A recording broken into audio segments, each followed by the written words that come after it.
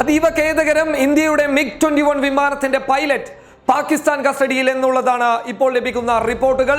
ആദ്യഘട്ടത്തിൽ ഇങ്ങനെയൊരു പൈലറ്റിനെ കാണാതായിട്ടില്ല എന്ന് ഇന്ത്യ പറഞ്ഞിട്ടുണ്ടെങ്കിൽ പോലും ഇപ്പോൾ ഇന്ത്യ മുന്നിലോട്ട് വെക്കുന്നത് MiG-21 വിമാനത്തിന്റെ പൈലറ്റ് ആയിട്ടുള്ള അഭിനന്ദൻ വർദ്ധമാനെ കാണാനില്ല എന്നുള്ളതാണ്. എന്നാൽ അഭിനന്ദൻ വർദ്ധമാൻ തങ്ങളുടെ കസ്റ്റഡിയിലുണ്ട് എന്നുള്ളതാണ് പാകിസ്ഥാൻ വാദം. അതിനെ അവർ വിശദീകരിച്ചുകൊണ്ട് തന്നെ റേഡിയോ പാകിസ്ഥാൻ എന്ന ഒഫീഷ്യൽ പേജിലൂടെ, പാകിസ്ഥാന്റെ ഒഫീഷ്യൽ പേജിലൂടെ അഭിനന്ദൻ വർദ്ധമാൻ വിശദീകരണവുമായി മുന്നോട്ട് വരുന്നതിന്റെ ഒരു ദൃശ്യം പാകിസ്ഥാൻ പുറത്തുവിട്ടിട്ടുണ്ട്.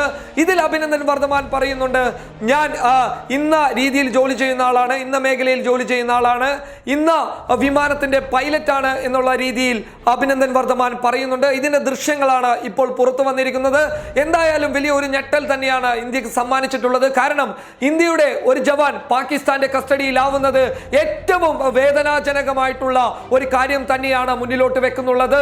ഈ സാഹചര്യത്തിൽ ഒരു ഇന്ത്യൻ ജവാനെ അവരുടെ കൈകളിലേക്ക് കിട്ടിക്കഴിഞ്ഞാൽ അത് വേറെ രീതിയിലേക്ക് പോകുമോ എന്നുള്ളതും എടുത്തു പറയേണ്ടതാണ്. എന്തായാലും ഉടൻ തന്നെ അഭിനന്ദൻ വർദ്ധമാനെ പുറത്തെത്തിക്കാനുള്ള നീക്കങ്ങൾ ഇന്ത്യൻ വിദേശകാര്യ മന്ത്രാലയത്തിന്റെയും ഇന്ത്യയുടെ ഭാഗത്ത് നിന്ന് ഉണ്ടാവണം. ഇതിനുവേണ്ടി പ്രധാനമന്ത്രി രംഗത്ത് ഉടൻ തന്നെ വരണമെന്നുള്ളതാണ്. എന്നാൽ ഈ വീഡിയോ പരിപൂർണമായിട്ടുള്ള ഒരു സ്ഥിരീകരണത്തിലേക്ക് ഇന്ത്യൻ വിദേശകാര്യ മന്ത്രാലയമോ അല്ലെങ്കിൽ ഇന്ത്യൻ സുരക്ഷാ ഏജൻസിയോ എത്തിയിട്ടില്ല. എന്നാൽ ഈ വീഡിയോയിലുള്ളതാണ് അഭിനന്ദൻ വർദ്ധമാൻ എന്നുള്ളത് തന്നെയാണ് ഏകദേശം സ്ഥിരീകരിച്ചിട്ടുള്ളത്. അതായത് ഇന്ത്യ പറയുന്നുണ്ട് ഞങ്ങളുടെ MiG-21 വിമാനത്തിലെ പൈലറ്റിനെ കാണുന്നില്ല എന്നുള്ളത്. എന്നാൽ MiG-21 വിമാനത്തിലെ പൈലറ്റ് പാകിസ്ഥാന്റെ പക്കലിൽ ഉണ്ട് എന്നുള്ളതിന് തെളിവായി അവർ പുറത്തുവിട്ടിട്ടുണ്ട്. 2 പേർ തങ്ങളുടെ കസ്റ്റഡിയിലുണ്ടെന്ന് പാകിസ്ഥാൻ പറയുന്നുണ്ട്. എന്നാൽ ഒരാളെ ഞങ്ങൾ ചികിത്സയുടെ ഭാഗമായിട്ട് ആശുപത്രിയിൽ പ്രവേശിപ്പിച്ചിരിക്കുകയാണ്, അവർക്ക് വേണ്ട ചികിത്സകൾ ഞങ്ങൾ നൽകുന്നുണ്ടെന്ന് പാകിസ്ഥാൻ